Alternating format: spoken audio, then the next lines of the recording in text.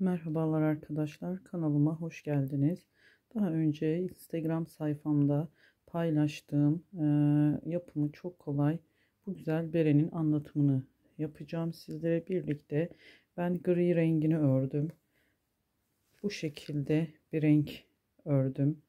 Gayet güzel. Şimdi ip bir tık ince, kalın ip bilgilerini de vereceğim. Farklı renklerle denedim ben. Şimdi birlikte bu rengiyle öreceğim. Açık bir renkle örüp sizlerin de daha net görmesini sağlamak için. Çok güzel, yapımı çok basit ve çok şık duran bir model. Çok istek aldı anlatımını yapmam için. Ben de nacizane dilimin döndüğünce sizlerle birlikte öreceğim. Hemen bu şekilde yün karışımlı bir ip örmenizi tercih ediyorum. Hem atkı hem bere için uygun bir ip. İp bilgileri de bir ipten bir bere, 1,5 bere hatta rahatlıkla çıkar. Şöyle ip bilgileri, özellikleri burada ekran görüntüsü alırsanız arkadaşlar sizin için bakın kullanılması gerekli olan tığ ve şiş numaraları yazıyor. Burada hemen ip numarasında eğer merak edenler varsa 204 ip numarası. Alize Süperlana ipiyle yün karışımlı bir iple ördüm. Hemen şimdi başlamak istiyorum hızlıca. Zaman kaybetmeden bu şekilde beremi ben yan yana koyuyorum. İkisini de arka fonda gözüksün.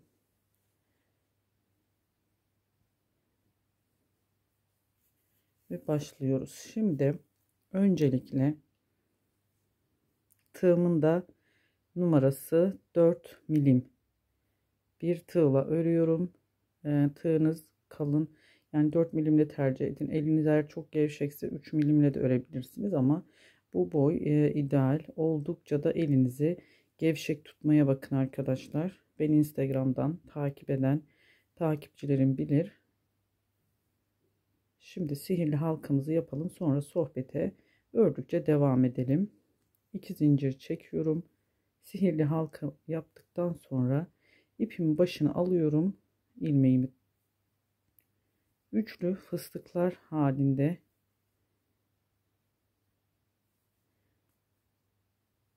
bu sihirli halkanın içerisine üçlü aldığımız fıstıklardan 8 adet yapacağız. Sadece kapattım. Hiç zincir çekmeden direkt 2 3 yine tekrar kapattım. Zincir çekmiyorum. 1 2 3 zincir çekmeden sadece kapatıyoruz. 8 adet böyle 3 kez başını alarak tığımıza fıstıklar yapıyoruz. Orta kısmını oluşturuyoruz. Elim sıkı bilenler bilir. Orayı hem izah edip hem de örelim.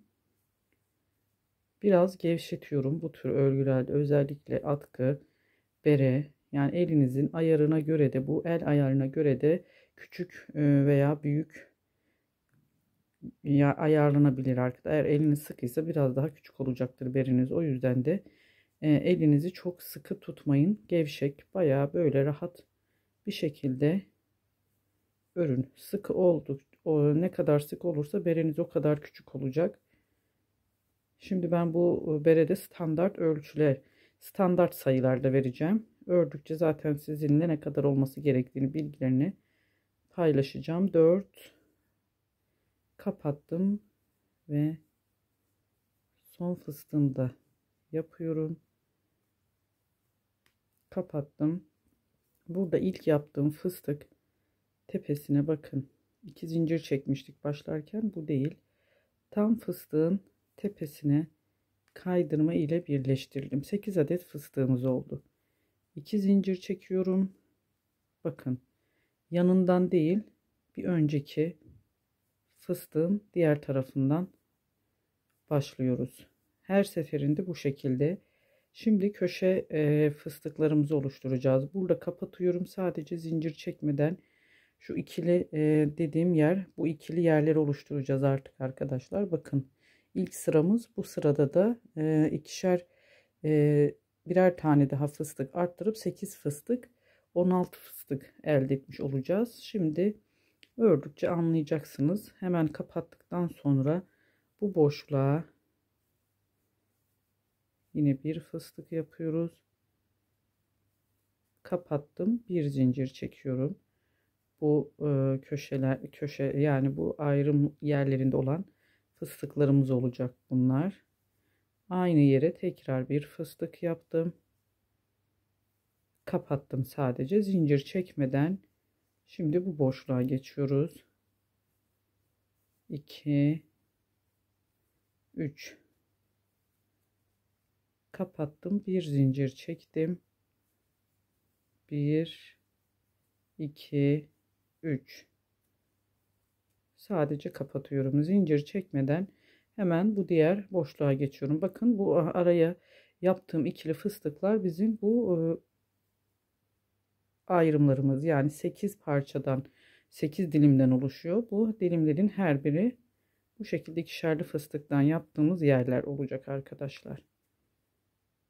Bunu ben 4 fıstıkla yaptım sanırım.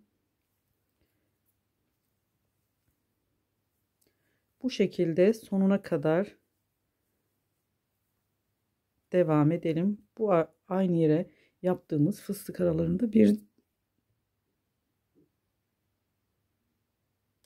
zincir çekiyoruz arkadaşlar. Kusura bakmayın. Öksürük geldi. Durdurdum videoyu. Şimdi devam ediyoruz. Aynı bu boşluklara 2 adet fıstık yapıyoruz. Aralarda da bir zincir çekiyoruz. Bu şekilde sonuna kadar gelelim. Sonrasında devam edelim. Evet arkadaşlar, şimdi bakın 1 2 3 4 5 6 7 bu ikişerli fıstıklarımızı yaptık aynı yuva içerisine. Başlarken ilk iki fıstığımızın ikincisini buraya geriden başlayarak, yani bir önceki boşluğa batarak yapmıştık. Şimdi hemen kapattım fıstığımı, tekrar buraya hiç zincir çekmedim. Kapattıktan sonra bir fıstık yapıp kapatıyorum. Burada zincir çekmiyorum. Direkt bakın buradaki ikili fıstığımızı da buraya sonunda birleştirme yaparken yapıyoruz. İlkini buraya tam fıstık tepesine kaydırma ile birleştirdim. Tekrar 2 zincir çektim. Hemen aynı bir alt sırada yaptığımız gibi bir diğer yanından başlıyoruz. Yani bir fıstık yaptım ilk. Burada yine zincir çekmiyorum arkadaşlar. Şimdi trabzan kısımları, şu aradaki artırmalara başlıyoruz. Bu boşluğumuza bir ikili trabzan yapıyoruz. Hemen hiç zincir çekmeden, bakın bu yuvalar artık bizim izleyeceğimiz şu 8 dilimli olan fıstıklı yerlerimiz olacak. Hemen buraya yine tekrar bir fıstık yapıyorum. 3 kez başını alıyorum, kapatıyorum, bir zincir çekiyorum. Buralar hiç değişmeyecek. Bu aralarda hep bir zincir çekiyoruz. Bu ikili fıstık yaptığımız yerlerde kapatıyorum. Tekrar hiç zincir çekmeden bu araya bir tane ikili trabzan yaptım. Tekrar hiç zincir çekmeden bu kez buraya yine fıstıklarımızı oluşturacağız. Kapattım, bir zincir çektim, bir fıstık daha yapıyorum. Kapattım ve direkt zincir çekmeden bu boşluğa bir adet ikili trabzan ve zincir çekmeden tekrar bu aralarda hiç zincir çekmiyoruz. Sadece bu ikili fıstıkların arasında, bakın bunu kapattım, sadece burada bir zincir çekiyorum. Artırmalarımız trabzanları yaparak olacak. Her sırada trabzan sayımız artacak. Bu şekilde de beremizin büyüklüğünü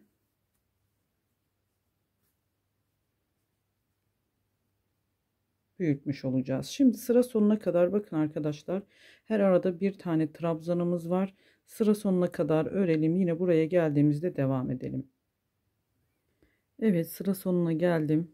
Bakın bu sonda da yine fıstıklarımızı yaptık. Hemen bu araya bir adet ikili trabzan yapıyorum ve yine hiç zincir çekmeden buradaki bitişte ilk ikili fıstığımızın ilkini yaparak tamamlıyorum. Kapatıyorum. Burada zincir çekmiyorum sadece bu ikili fıstık sırasında. Hemen ilk fıstığın başlangıçta yaptığım fıstığın tepesine kaydırma tekniği ile birleştirdim. Şimdi tekrar 2 zincir çektim arkadaşlar. Buradan başlangıç yerimiz hiç değişmiyor. Bu parmağımızla bu şekilde arasını bulursak daha rahat göreceksiniz. Daha rahat göreceksiniz. Şimdi tekrar kapattım.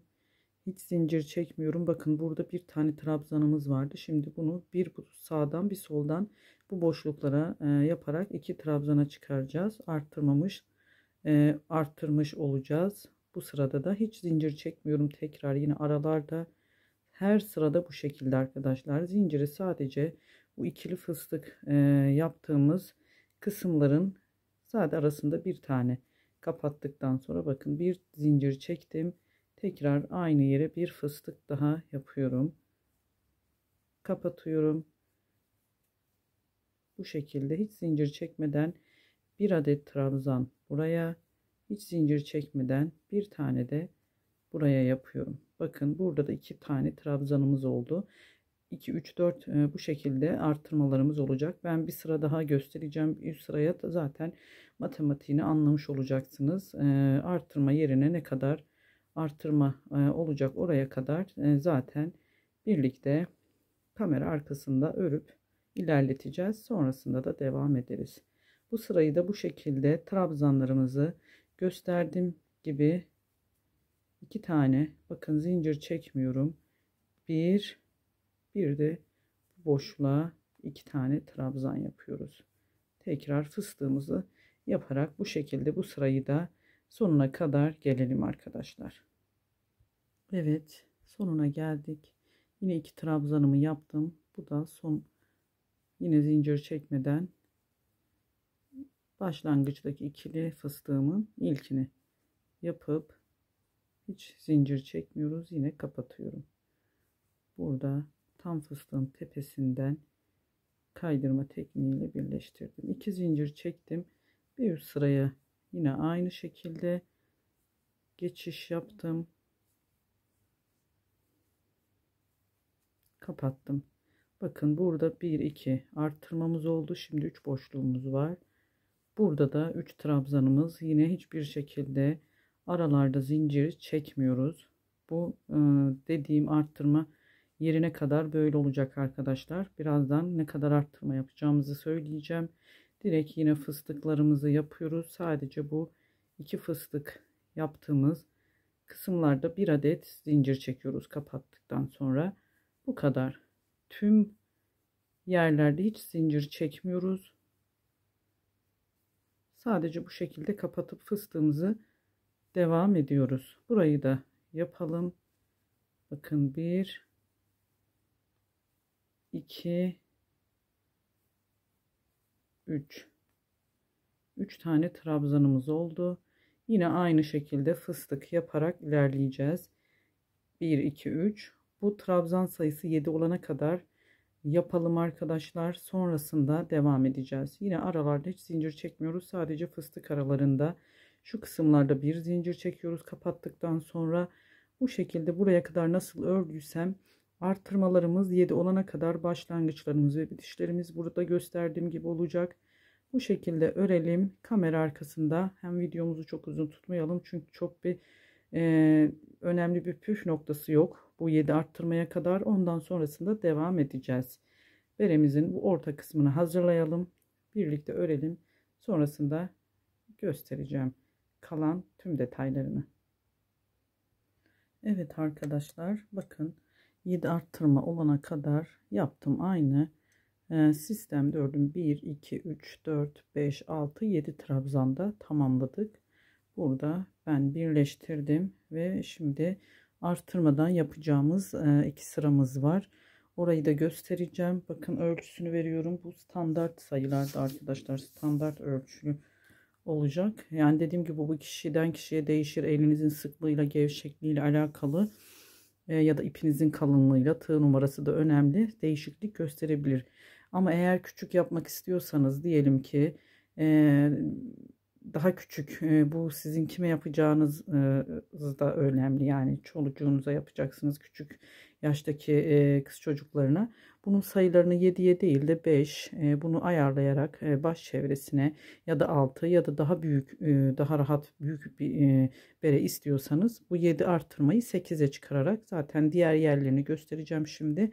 Sadece şu arttırma yerlerinde eksiltip arttırarak, küçük istiyorsanız 7'den daha az 6 veya 5, daha büyük istiyorsanız bu kısımlarda büyütebilirsiniz. Yani bu kısımda büyütmeniz ve küçültmeniz daha iyi olur. Şimdi ölçüsünü veriyorum. 25 santim olması lazım arkadaşlar. Bu kısmın, burada ölçtüğüm kısmın, bakın şu fıstıklı yerinden ölçüyorum. 25 santim olması lazım. Bakın benimkisi de 25 santim oldu. 24,5, 25, 26 olabilir. Sıkıntı yok. Bu ölçülerde ideal ölçüsü. Dediğim gibi elinizi çok sıkmayın. İpinizi de gösterdim. Alize, Süperlana ipiyle örerseniz daha yünlü, kalın bir iple, daha büyük, rahat bir şekilde elinizde gevşek bırakırsanız istediğiniz ölçülerde, aynı ölçülerde yapacaksınız. Hemen iki zincirimi çektim burada. Şimdi arttırma yapmadan ilk fıstığımı yaptım ve kapattım arkadaşlar. Şimdi artırma yapmayacağız. 7 trabzanımız, yine 7 tane trabzan olacak. Artırma yaptığımızda hem bu sondaki boşluğa hem bu sondaki boşluğa batıyorduk. Şimdi ilk buraya batıyorum. 1 trabzan yapıyorum. 2 normal trabzanlarımı örerek 3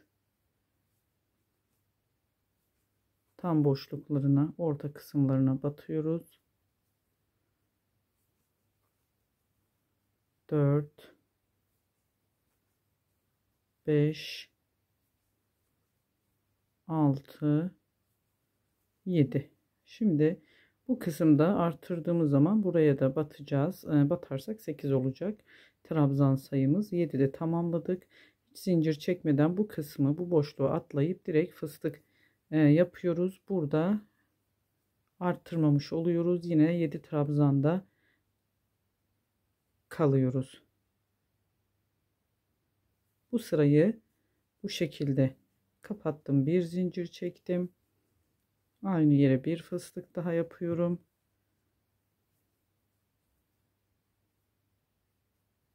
Kapattım. Burayı göstereyim. Başladık. Baştaki boşluğa bir trabzan. 2 3 4 5 6 7. Bakın buraya trabzan yapmadan direkt fıstık yapıyorum. Kapattım. Bir zincir çektim. Bir fıstık daha yapıyorum. Bu sırayı sonuna kadar bu şekilde örelim. Diğer sıraya geçeceğiz. Bu sondaki sol tarafa kalan boşluklara batmadan 7 trabzan yapıyoruz. Yine buraya kadar örüyoruz, devam ediyoruz. Evet, bu sırayı da tamamladık. Bakın 1 2 3 4 5 6, sadece şu son boşluğa batmadan 7 tane yine trabzanımız oldu. 2 zincir çekiyorum. Tekrar bir üst sırada Bu sırada da yine 6-7 arttırma olacak. Arttırma yapmıyoruz. Yine arttırma yapmadan bu sıramızı da tamamlıyoruz. Göstereceğim. İpimi, ilmeğimi kaçırmayayım. Hemen tekrar kapatıyorum. Bakın arkadaşlar. Burada bir alt sırada bu boşluğu bırakıp buraya batmıştık. Şimdi bu sırada da bu baştan bırakacağız boşluğumuzu. Yine 7 tane olacak. Trabzanımızı yaptık. Bakın buradaki boşluğa batmıyoruz. Devam ediyoruz. 2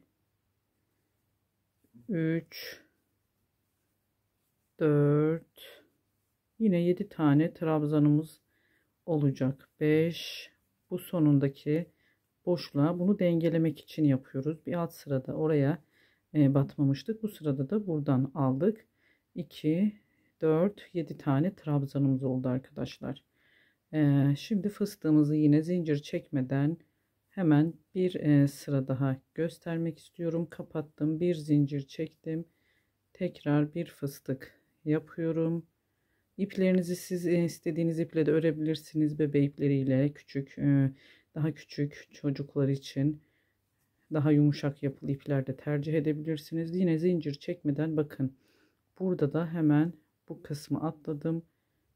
Tekrar göstereyim. Buraya batmadan bir yanındakinden başlıyorum. Bir alt sırada buradan atlamıştık. Son boşluğu, kutucuğu trabzan yapmadan. Bu sırada da buradan yine aynı 7 tane trabzanımız olmuş oluyor. Her iki tarafı da aynı sırada aynı taraftan yapmıyoruz. Bu arttırmama işlemini yani. Şimdi hemen bakın bu sırada burada batıyoruz bu boşluğa. Direkt yine bakın 1 2 3 4 5 6 7. Hemen fıstıklarımızı yaparak bu sırayı da bu şekilde tamamlıyoruz. Bir zincir çektim. Bakın bu sırayı da bu şekilde tamamlayarak sonuna kadar örelim. Evet arkadaşlar, bakın bu sırayı da tamamladım. Hemen ipim burada. Yine aynı 7 trabzanla son sıramızı yapacağız. Burada sık iğneden önceki, yani bu fıstıklı olacak son sıramız. 2 zincir çekiyoruz. Burada eksiltme yapacağız. Bu sırada sonrasında da sık iğne sırasını yapıp tamamlayacağız. Beremizi kapattım. Evet arkadaşlar, bakın buraya batıyorum. 2 tane çıkıyorum. Tığımda 2 ilmek kaldı. Bir sonrakine yine batıyorum. 2 tane çıkıyorum. Sonra üçünü birden. Burada bir tane kesmiş olduk. Tekrar yanına bir trabzan. 2 3 trabzan yapıyoruz tekli olarak. Yine bir kesmemiz olacak. Bakın burada 3 ilmeğimiz kalınca kapatıyoruz. Bu boşluğu da atlayıp, yani toplamda başta bir tane kestik. 1 2 3 4, burada da bir tane kestik. 7 trabzanı 5'e düşürdük burada. Hemen yanındaki boşluğu da atlıyoruz. Fıstıklarımızı yapıp bu sıramızı bu şekilde tamamlayarak beremizin diğer sık iğne kısmına geçiş yapacağız. Kapattım, hemen burayı da gösteriyorum. 2 taneyi çıktım, 2 tane kaldı. Yanındaki boşluğa yine 2 tane çıktım, üçünü birden çıkıyorum. Tekrar tek trabzan yapıyorum. Bunu bir başta bir sonda, yalnız buradaki başlangıçtaki boşluğa yine batıyoruz. Bakın buradaki boşluğa batarak yaptık. Bu sonda kesmeyi yaptıktan sonraki en sonda kalan boşluğa batmadan yine geçiş yapıyoruz. Bir yanına aldım. Üçünü birlikte çıktım. Bakın buradaki boşluğa direkt batmadan hemen fıstığımızı yapıyoruz. Toplamda 5 adet fıstığa düşüreceğiz. Kapattım. Bir zincir çektim. Bir fıstık yapıyorum. Bir kez daha göstereceğim. Sonrasında sıra sonuna kadar artık beraber örelim. Kapattım. Bakın buradaki boşluğa batıyorum. İkisini bir çıktım, 2 ilmeğim kaldı. Tekrar yanındakine batıyorum. İkisini çıktım, üçünü de birden çıkıyorum. Sonrasında yine bir trabzanımı yapıyorum, yanındakine 2, burada 5 tane trabzan olacak. 2 tane birden eksiltme yapıyoruz yani. Sonuncusuna da batmıyoruz. Üçüncü trabzanımız yaptık. Bir tane başta kestim, 3 trabzan yaptım. Hemen burada da bir kesme yapıyorum. 2 taneyi çıkıyorum her seferinde. Sonunda da üçünü birlikte çıkıyorum. Buradaki boşluğu atlıyoruz ve fıstık yapıyoruz direkt. Bu sırayı da sonuna kadar devam edelim arkadaşlar. Sonrasında sık iğne kısmına geçeceğiz.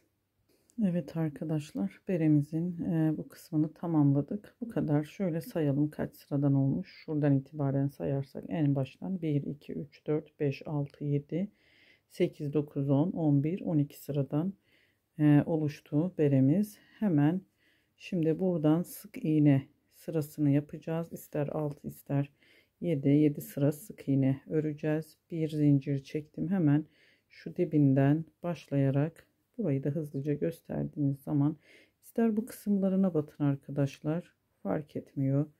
İster tam şu boşluklarına batarak her ilmek içerisine bir sık iğne yaparak, dediğim gibi zaten yine elinizi çok, bakın buradaki ilmeklerimize de batmayı unutmayalım. Elinizi çok gevşek, çok sıkmayın.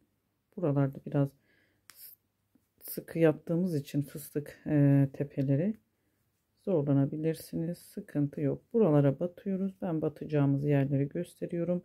Birer tane fıstık tepelerine bir sık iğne, bir tane bu ortaya yapıyoruz. Tekrar bakın burada da fıstık tepelerine geçiş yapacağız. Sonrasında buranın fıstıklarını, yani her gördüğünüz ilmek içerisine sık iğnemizi yaparak ilerliyoruz. Bu şekilde kestiğimiz, bakın 2 tane altta kestiğimiz trabzan zaten belli. Bu boşluklara bakın, görünen her ilmek içerisine ikisini birlikte alarak sık iğne yapıyoruz sonuna kadar. Bu sık iğne sıramızda 7 sıra olacak. Dediğim gibi siz genişliğini daha geniş istiyorsanız bu ön kısmını, yani alın kısmına, lastik görevi görecek olan kısmını 8'de yapabilirsiniz. Bu boşluklara birer tane batıyoruz. Bu şekilde örerek sık iğne yapalım. Burada gelelim. Burada bir birleştirmemi göstereyim. Nasıl sıra başı yaptığımı. Sonrasını devam edelim. Evet. Sonuna geldim arkadaşlar. Bakın sondakine de sık iğneyi yapıp şu başta alt sırada bir zincir çekmiştik. Ona aynı benim zaten biliyorsanız birleştirme nasıl yaptığımı, burada da yine dibine birleştirme yaptığım yere bir zincir çekerek sık iğnemi yapıyorum. Aynı şekilde arkadaşlar bu sırayı da ikinci sık iğne sıramız. Siz çakma sık iğne de çakma trabzan da yapabilirsiniz. Daha geniş olsun istiyorsanız o baş çevresindeki o lastik kısmının. Bu şekilde 7 sıra sık iğne örerek beremizi tamamlayacağız. Birlikte örelim. Bakın ikinci sıramızı ördük. Ördükçe zaten o belirginleşecek. Bu şekilde topladı. Bakın baş çevresi de gayet şık, güzel bir bere olacak. Hemen beremizin bu kısmını 7 sıra sık iğneyi ördükten sonra devam edelim. Evet arkadaşlar, sık iğne sıramızı tamamladık. Bakın birleştirdiğim yer bu kısımda oluyor. Kesinlikle hiçbir belirginliği yok. Gayet düzgün bir şekilde güzel bir sık iğne sırasını tamamlamış olduk. İpimizi de uzun keserek iğne takıp şu iç kısımdan gizleyelim, temizleyelim iplerimizi. Ben böyle videoyu bakın gayet baş çevresine. Siz bu sırayı 8 sıra ya da daha 6 sıra, ben 7 sıra ördüm. 6 sırada yapabilirsiniz. Bu şekilde tercih edebilirsiniz. Beremiz gayet şık, çok güzel bir bere arkadaşlar. Ördüğünüzde bir oturuşta örebileceğiniz bir bere. Çok basit ve pratik. Örmesi de çok keyifli. Bakın ben tüm renklerini de bu şekilde ördüm. Gri ile bu renkle tamamlayarak sayılarını size verdim. Arttırma, eksiltme şu kısımda arttırma kısmından büyük veya küçük yapmak isterseniz 7 değil daha fazla ya da daha eksik yaparak küçük veya büyük yapabilirsiniz. Orta kısmını zaten burada sihirli halka yapmıştık. Bunu iyice sıkılaştırdığımız zaman ortası bakın kapanacaktır. Boşluk olmayacak. Ortaya pompon farklı bir şekilde de süsleyebilirsiniz. Kanalıma da abonelik ücretsizdir arkadaşlar. Abone olarak beğeni ve yorum yaparak da emeklerimizin karşılığını biz de bu şekilde alıyoruz. Destek olursanız çok sevinirim. Çünkü videolarımın devamı için çok önemli.